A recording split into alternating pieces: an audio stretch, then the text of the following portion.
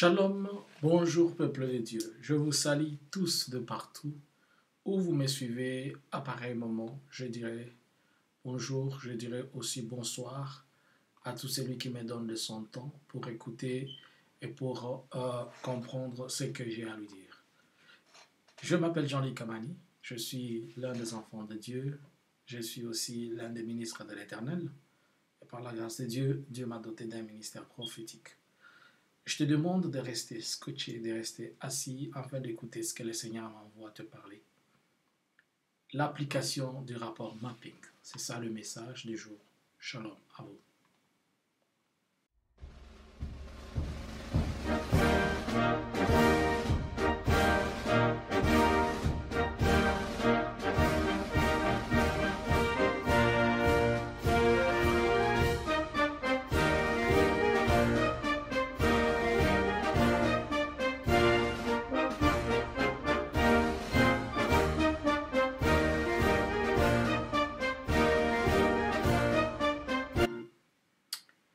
Rebonjour, rebonsoir peuple de Dieu.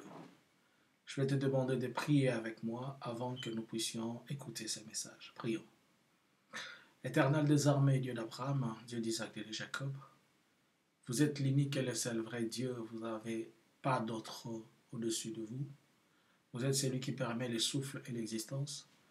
Père, à ce moment-ci, je suis devant ton peuple, j'aimerais parler de ta part. Fais que moi je disparaisse et que ton peuple reçoive ces messages avec action de grâce, et que celui qui va l'écouter puisse l'amener à une autre personne, et qu'une autre personne l'écoute, ainsi de suite. À toi la gloire, la puissance et la dignité au nom de Jésus. Amen. Shalom la famille. Je m'appelle, comme je vous avais dit, Kamani, c'est mon nom. Et je sais que de partout vous êtes en train de me suivre. Bonjour chez vous où il est encore jour. Bonsoir là où il fait la nuit. Cela dépend de l'heure et du moment auquel vous me suivez. J'ai besoin de te communiquer ce message aujourd'hui à la date du 25 octobre 2021. Et j'aimerais que tu suives ce message avec attention puisqu'il a une partie tellement prophétique dont je demanderai à tout celui qui est prophétique de pouvoir aussi en exploiter dans le sens où de se remettre entre les mains de Dieu, que l'Éternel nous aide à comprendre ce qu'il amène dans sa profondeur. Sans pour autant tarder, je vais lire un passage afin d'entrer dans les messages. Je suis dans le livre des Nombres, chapitre 32, le verset 22. Je lis au nom du Seigneur Jésus. Et si vous revenez seulement après que le pays aura été soumis devant l'Éternel, vous serez alors sans reproche vis-à-vis de l'Éternel et vis-à-vis d'Israël. Et cette contrée-ci sera votre propriété devant l'Éternel. 23. Mais si vous ne faites pas ainsi, vos péchés contre l'Éternel. Et si vous ne faites pas ainsi, vous péchez contre l'Éternel. Sachez que vos péchés vous atteindront. Amen.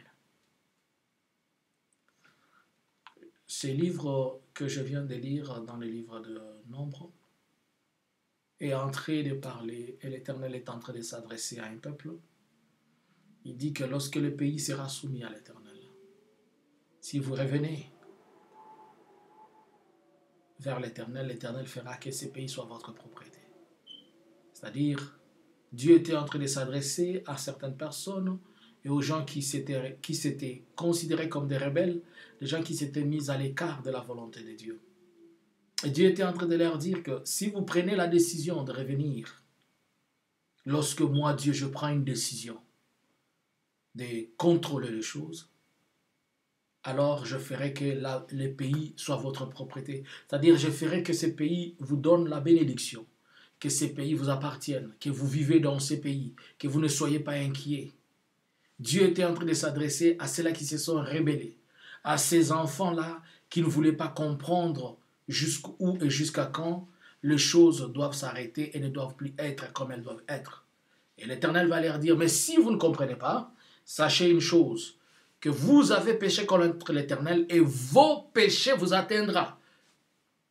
Vous savez, il y a un temps où le péché se cache et il y a un temps où le péché ne se cache plus. C'est pourquoi il est demandé à ce que chacun ne se couvre pas de ses péchés, ne se couvre pas des péchés, mais qu'il se couvre de la grâce. Il y a un temps dans le monde spirituel où la chose est demandée d'être cachée. Vous vous êtes toujours posé la question pourquoi c'est là qui prennent, qui vont aller chez le diable ne leur donne pas un mandat de passer 10 ans. Puisque c'est le temps spirituel, le temps prophétique pour cacher une chose. Après les 10 ans, toute chose surgit à la surface. Vous pouvez régner pendant 10 ans. Mais si vous ne renouvelez pas ces 10 ans, vous avez un problème. Et une situation peut prendre des années. Mais si le temps qui est prévu pour que cela sorte dehors, cela finira par sortir. Je vais vous montrer quelque chose de prophétique, bien-aimé. Et j'aimerais que vous soyez prophétique aussi avec moi. J'ai vu ce que vous regardez, ce qui est en train de flotter là. J'ai vu les drapeaux de la RDC en train de flotter comme ça. Il était en train de suspendu, élevé, en train de flotter comme ça. Et je vais voir un tas de dossiers, permettez-moi, un tas de dossiers qui étaient je ne sais où. On l'a amené comme ça, comme un farde comme ça, et on l'a jeté sur le drapeau. On a jeté ce farde sur le drapeau. Et je posais la question, c'est quoi? Et la voix m'a dit, Dieu s'est décidé de faire appliquer le rapport mapping. Et je me suis posé la question, qu'est-ce que Dieu veut me dire? Il m'a dit que il va t'arriver maintenant, ce n'est plus à tarder, ce n'est plus pour longtemps, que les Nations Unies vont prendre la décision de ramener ces dossiers et de le mettre à table et de le faire appliquer. Mais cela s'est fait appliquer puisque Dieu le voulait. C'est quoi le rapport mapping pour ceux-là qui ne savent pas? C'est un document de 581 pages qui couvre la période de 2010, si je ne me trompe pas, jusqu'en 2003. Laisse-moi vérifier pour ne pas donner une fausse information. Alors, ces rapports-là, c'est un rapport qui a trait, oui, il est dit dans les rapports, le rapport de projet. Les rapports du projet mapping concernent les violations les plus graves des droits de l'homme et du droit international humanitaire commis entre mars 1993 et juin 2003 sur le territoire de la République démocratique du Congo. Mais le rapport a été fait en août 2010. Mais ces rapports couvrent la période de 1993 en 2003. Alors, ces rapports-là, c'est un rapport de 581 pages. Mais en réalité, si vous lisez bien ces rapports, vous allez réaliser avec moi, je cherchais aussi à un peu comprendre, que c'est plus un rapport narratif, c'est plus un rapport qui est comme une histoire, qui est en train de raconter, comme un conte de fées, à l'époque, il y avait ceci, il y avait cela. Mais, il faut se poser la question. C'est un rapport narratif, mais qui a trait à certaines... il n'indexe pas des personnes, mais il indexe des institutions, si je peux dire, ou bien des gouvernements, ou bien des regroupements, ou bien des groupes qui étaient en activité ou en action à cette époque-là, dans le territoire de la République démocratique du Congo.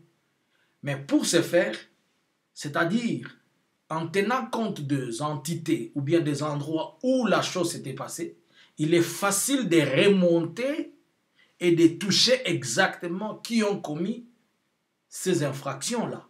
Puisque plusieurs des gens qui ont commis ou bien qui étaient opérationnels pendant ces temps, ils sont encore vivants et ils sont soit dans les gouvernements, soit ceci, soit cela. Et surtout ce qui est bizarre, ce qui est bon, aussi à la fois avec le rapport mapping, il n'indexe pas seulement le pays, il indexe aussi les pays voisins.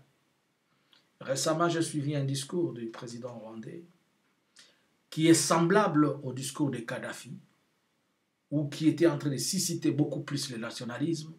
Et je me suis dit, ça sent la fumée. J'ai cherché la vidéo pour que vous la compreniez aussi, mais je ne l'ai pas retrouvée.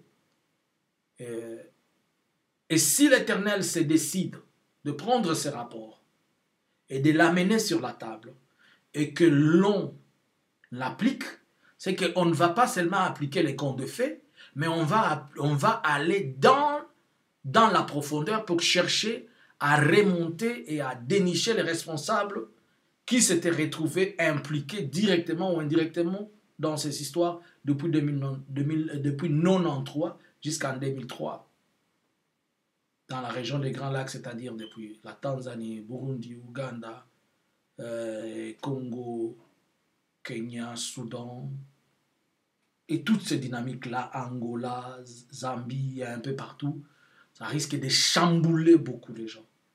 Mais, un jour, je vous avais dit, allez dire à vos frères d'arrêter de chercher du fétichisme et de chercher de la sorcellerie, qu'ils cherchent Dieu. Dieu pardonne même le coupable. Je suis en train de te dire, Dieu pardonne même les coupables. Alors, qui est-ce que ce rapport va viser? Wait and see. Qui sont les personnes qui vont ressortir de ces rapports? Wait and see. Je vous avais dit que j'ai appris que récemment les Nations Unies est en train de recruter beaucoup d'enquêteurs indépendants civils. Et vous vous souvenez dans les messages que j'avais donnés l'autre fois, l'agonie du serpent ou le départ de la MONUSCO. L'année prochaine encore, il y aura des effectifs de la MONUSCO qui vont diminuer. J'ai appris quelque part que l'on est en train d'apprendre à beaucoup des expatriés qui sont surtout ceux qui sont à Kinshasa, on les retourne vers l'Est pour les apprendre à manier des armes, à tirer. Pour quelle raison ça s'est fait? Ça sent la fumée, on prépare quoi? Et la mission est en train de vouloir emballer ces histoires, mais avant de partir, il doit laver son image. Il doit se faire passer pour un bon, un gentil garçon. Voilà, pendant tous ces temps, nous étions là, ne pensez pas, nous savions tout le monde qui faisait quoi, puisqu'ils savent tout le monde. Je vous ai dit qu'ils ont l'équipement et le matériel le plus sophistiqué. Ils ont des drones, ils ont des armes, de toute façon.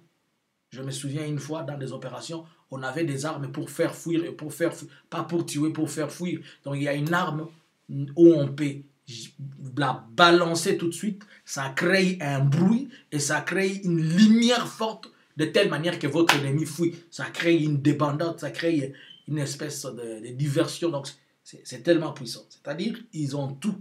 Mais s'ils se taisaient, c'était en connaissance de cause. Mais maintenant, comme ils vont parler, ce n'est pas eux qui vont parler. Pourquoi? Regardez ce que je vous montre là. Regardez ce que je vous montre. Ces pays, la RDC, personne ne comprendra ce qu'il y a dans ces pays. Dans ces drapeaux que j'ai vu flotter, dans ces drapeaux, regardez ce que je vous montre là. J'ai représenté ceci pour vous faire comprendre. Dans ces drapeaux de la RDC que j'ai vu flotter, je vois dans le drapeau de la RDC, on fait passer une croix comme ça. La croix que vous voyez est la couleur rouge. Et là, j'étais vraiment... J'étais troublé. C'est pourquoi je demande maintenant, mes bien-aimés serviteurs de Dieu et prophètes de l'Éternel, rentrons dans la profondeur pour essayer de comprendre le bien fondé de la croix que l'Éternel place au-dessus de notre drapeau. Alors, les drapeaux symbolisent quoi? Les drapeaux, même dans la Bible, l'Éternel disait que tout le monde devra prendre son effigie et sortir avec. C'est le symbole de la représentation d'une nation. Et ce symbole de la représentation d'une nation, elle est couverte de couleurs qui sont des couleurs symboliques ou bien des couleurs explicatives ou bien significatives de quelque chose. Par exemple, chez nous, l'étoile qui symbolise l'unité, le rouge qui symbolise le sang des martyrs, le jaune qui symbolise notre sous-sol, comme il est dit, et le bleu qui symbolise aussi la paix, si nous pouvons le dire. Mais maintenant, ce que je vis, c'est qu'il y a une croix que Dieu met au-dessus de notre drapeau et la couleur rouge. Alors, la croix, c'est quoi? Nous savons tous que la croix, c'est le symbole du salut. Nous savons tous que la croix, c'est le symbole du salut. C'est par la croix que nous avons obtenu le salut. Alors, si l'Éternel va se décider de mettre une croix au-dessus de ses drapeaux, c'est-à-dire le Seigneur lui-même va, par sa main puissante et forte, accorder le salut à cette nation. Pas les hommes. C'est le Seigneur lui-même qui va accorder le salut à cette nation. Je me plains de ceux-là qui continuent à avoir confiance à des hommes. Vous allez vous maudire puisque Dieu va toujours vous confondre. Continuez à danser comme qui vous voulez, mais je vais vous rappeler, je vais toujours vous rappeler. Lorsqu'il y a une malédiction dans un pays, c'est vous les idolâtres qui partez en premier. Lorsqu'il y a un problème dans un pays, c'est vous les sentimentalistes, vous les gens qui sont des flatteurs, qui mourrez en premier. Vous n'êtes pas protégés en aucun cas. Vous êtes totalement exposés. Alors, la couleur rouge, elle symbolise quoi? Cette couleur, elle a plusieurs sens. Premièrement, nous savons que c'est la couleur du sang et elle peut symboliser à la fois le sang de la miséricorde du Christ pour dire que le Seigneur se décide de sauver et accorde la miséricorde dans cette nation. Ça peut aussi symboliser le sang. Comme dans la Bible, dans les livres de Genèse, Dieu avait posé la question à Caïn, mais le sang de ton frère crie vengeance jusqu'à moi. Ça peut aussi symboliser le sang des gens, le sang coulé en abondance, le sang qui se répand dans tous les pays qui a coulé en abondance et que les gens sont en train de crier vengeance vers l'Éternel. Ça peut aussi symboliser le sang, symbolise aussi la miséricorde, le rachat par lequel nous avons été rachetés par le sang. Le sang peut aussi symboliser l'alliance, puisque n'oubliez pas que toute alliance est faite par le sang. Donc le sang a plusieurs sens, mais dans ce contexte, il faudrait que toi et moi, étant des hommes de Dieu, étant des prophètes, que nous allons vers le Seigneur, l'implorer, le supplier, lui poser la question, Seigneur, cette croix rouge que tu mets au-dessus de nous, c'est l'alliance de quoi, Seigneur? Je vis le drapeau avec cette croix rouge comme le drapeau de la Danemark, je suis parti. J'ai fait ça pour illustrer et vous faire comprendre l'image que l'Éternel m'a montrée. Alors, bien-aimés dans le Seigneur, nous ne sommes plus vers les années 90 où tout était fait et tout était permis. Nous sommes dans la période où Dieu agit en Dieu. Faites attention, bien-aimés. L'Éternel qui se décide de frapper ceux qui sont là, ceux qui sont déjà inscrits. Et vous qui n'êtes pas encore inscrits, ne pensez pas que vous passez inaperçus. Vous allez dire, oh là, les autres sont partis. C'est de la même manière que les autres partent, que vous aussi vous partirez un jour. Alors que Dieu vous bénisse, vous qui avez suivi ces messages. Et j'aimerais que vous puissiez le partager. Et surtout, prophétiquement, je demande à ce que les hommes de Dieu, que l'on puisse, normalement dans toutes les nations, ou bien dans tous les autres, lorsqu'il y a un message prophétique, les hommes de Dieu en exploitent et les autres prophètes cherchent à comprendre au lieu de se contredire. Mais chez nous, il y a quelqu'un qui va apparaître et il va commencer à insulter ou à dire n'importe quoi au lieu que l'on puisse se compléter puisque nous ne sommes pas tous parfaits. Toi qui auras au moins l'esprit sage de Dieu, essaye d'aller aussi poser à l'Éternel la question, que nous posons tous cette question à l'Éternel, afin qu'il nous donne des explications claires et nettes et qui révèlent l'essence de cette croix au-dessus de notre drapeau. Mais je vous ai dit déjà que la croix, c'est elle le symbole du salut. C'est déjà la croix, ça signifie déjà Jésus-Christ, ça signifie le salut, ça signifie la sélection de Dieu, l'alliance de Dieu et tout ça. Mais au-dessus de ce croix, il y a le rouge qui est aussi trop symbolique prophétiquement. L'Éternel fait alliance avec ses peuples, mais lorsque l'Éternel fait alliance avec ses peuples, c'est-à-dire il se choisit comme son peuple, mais il y a autre chose qui doit être dit puisque une alliance ne se fait jamais gratuitement. Je sais que je reviendrai vers vous avec d'autres explications pour compléter cette prophétie. Je demande aussi aux hommes de Dieu de pouvoir se remettre dans la prière. Que Dieu vous bénisse. Abonnez-vous à la chaîne La Vérité. Je suis connecté tous les jours, le mardi et le samedi, à partir de 20 h pour l'étude biblique. et les samedis à 10 h heure de l'Europe pour la prière intense, une prière révélée. Shalom, que Dieu vous bénisse.